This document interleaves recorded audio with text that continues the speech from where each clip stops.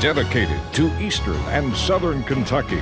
This is WYMT Mountain News Weekend Edition. Good morning. I'm Taylor Upchurch. Today is Sunday, March 24th. Yesterday's game was quite the nail-biter, but Kentucky continues on to the Sweet 16 after beating Wofford in the round of 32. WYMT's Will Puckett has more from Jacksonville. It's on this row of chairs where Kentucky sat in their game against Wofford that they won, propelling them to another Sweet 16 berth. They played the NCAA's all-time leader in three-point shooting and held him to 0 three-point shots. It was a game that had highs and lows and kept Kentucky fans on their toes. But at the end, it was a Kentucky win, and fans are ecstatic. It was pretty amazing. That blows my mind. I remember coming in thinking he's one of the best three-point shooters in the country, and they shut him down. That's really great defensive effort right there by Tyler Harrell, Ashton Higgins, all those guys. Our defense was the difference. I really think it was all about the defense. The offense, really, we're not a great offensive team. We're all about the defense, and they shut him down. You know, he's an amazing player, great player. You have good games and bad games, and I think our defense was probably the difference maker in the game. Just bring it on. We're there, right? I told him when he was coming into the locker room, I said, "Not today, Fletcher. Not today." Awesome!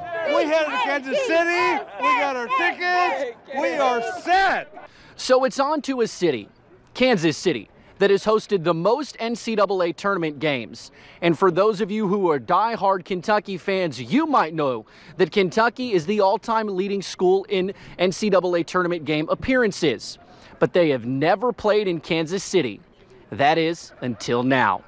In Jacksonville, Will Puckett, WYMT Mountain News.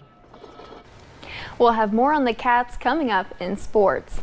And now let's check in with meteorologist Paige Noel for a look at your forecast this morning. Paige, it sounds like we had better enjoy what's left of this sunshine before the rain shows.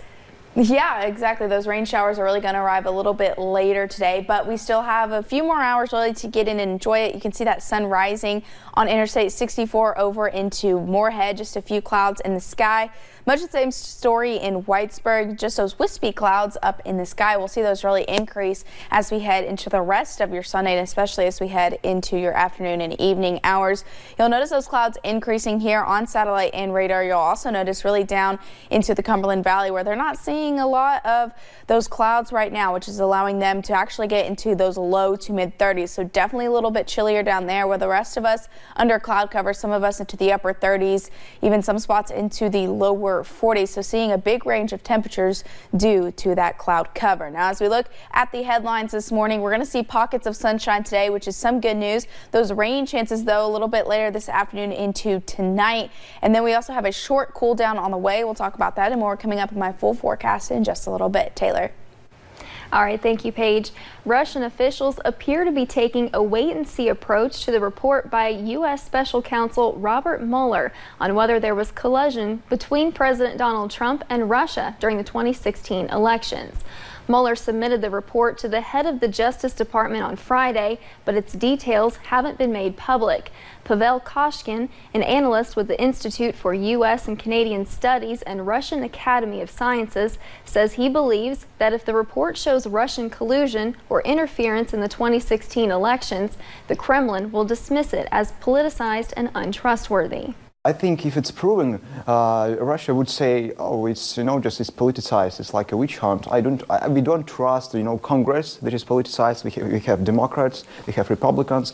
House of Representatives is dominated by Democrats now. They are they stick with the ideology. They hate Russia. I think this is how Russia might respond.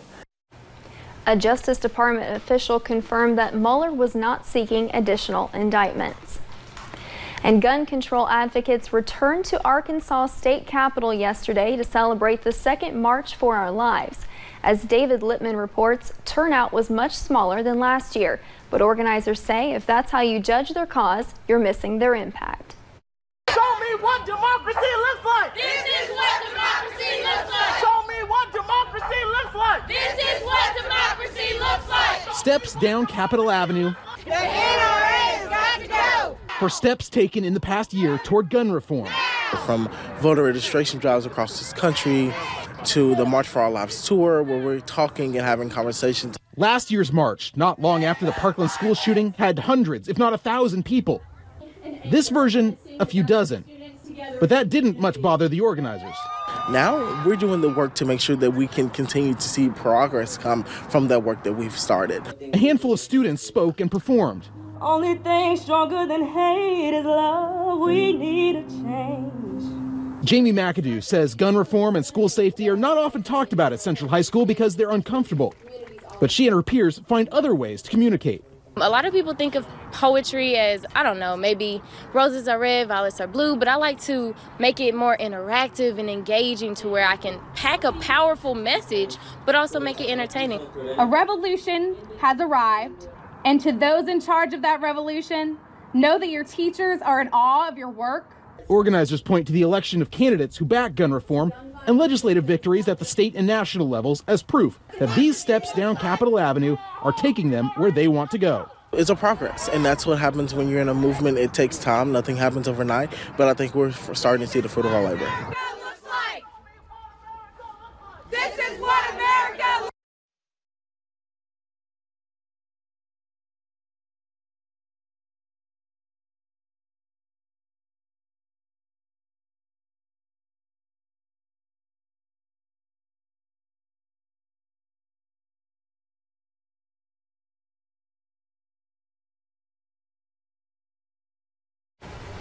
Organizers said their supporters, including members of Moms Demand Action, helped defeat a Stand Your Ground bill at the state capitol, and they're pleased that a red flag law bill was filed this week. And in Ohio, Governor Mike DeWine is proposing raising the minimum age to buy tobacco from 18 to 21. The plan would also include vaping products. About 20% of high school seniors say they vaped within a month last year. Statistics show more than 1 in 5 people in Ohio smoke. And yesterday morning, a man and 9-year-old died in a house fire in West Liberty. Kentucky State Police say it happened on Upper Sandlick Road. Inside the home, they found 44-year-old Timothy Gamble and the child. Both were pronounced dead on the scene.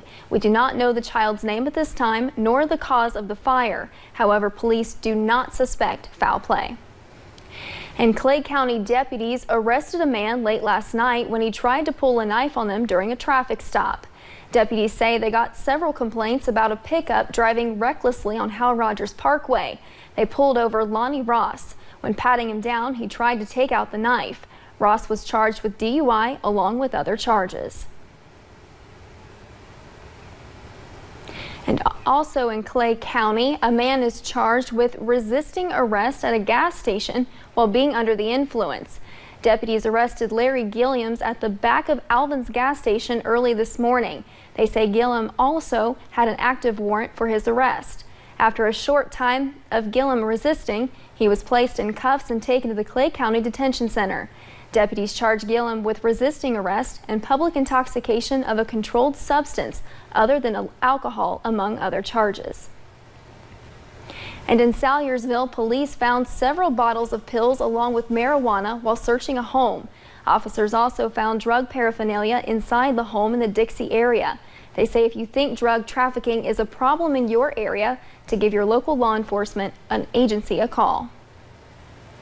And deputies in Mingo County are looking for a driver they say ran a school bus stop sign on Friday. Here is a picture from the bus. Deputies say the bus was unloading students in the east end of Williamson. Deputies want you to give them a call if you recognize the van. This is the third school bus sign related incident in the county within the last week. And a Kentucky lawyer who admitted to pocketing more than $1.3 million from clients was sentenced to 8 years in prison. A statement released on Friday from the U.S. Attorney's Office says Danny Butler was also ordered to pay $1.3 million in restitution. He pleaded guilty to 5 counts of wire fraud and to stealing money from estates. And for the first time in 5 years, coal mining jobs increased in Virginia. That's according to data from the Department of Mines, Mineral and Energy. It shows there were nearly 700 more jobs in 2018 than 2017. Despite the increase in jobs, production decreased slightly. Overall, coal mines employed far fewer people in 2018 than just a few years ago. And many in Elkhorn City laced up their sneakers for a race yesterday morning. The 6th annual Artist Collaborative Theater 10 and 5K raises money for the community staple. WYMT's Marianne Fletcher has the details.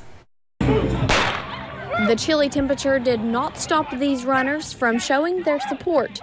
We're here to raise money, of course, for Artist Collaborative Theater. BJ Fuller helped organize the 6th annual Artist Collaborative Theater 10 and 5K. We are the most award-winning theater in the entire state of Kentucky, which we are very, very proud of. He says the money raised from this race has helped the theater out of hard times. The money raised here goes a long way towards helping with that, and along with a lot of the other things that we do here at ACT.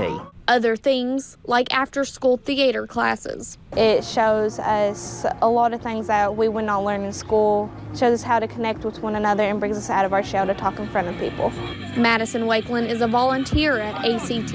I do kids classes after school every Tuesday and Thursday. She says races like this are important in every small town. It helps us grow as a community and be closer, and it also gives money back to our kids. And while organizing a race is not easy, it's definitely a labor of love, but I do it every year because I do love it. It is worth it. In Pike County, Marianne Fletcher, WYMT Mountain News. They raised around $1,000 yesterday morning. And coming up on Mountain News this morning, a program called Operation Change is coming to Perry County. We'll tell you more after the break. And later in sports, it was a little too close for comfort for Kentucky basketball yesterday afternoon. We have the recap of the ball game coming up. And clouds and rain chances increase throughout the day. We'll break down that full forecast next.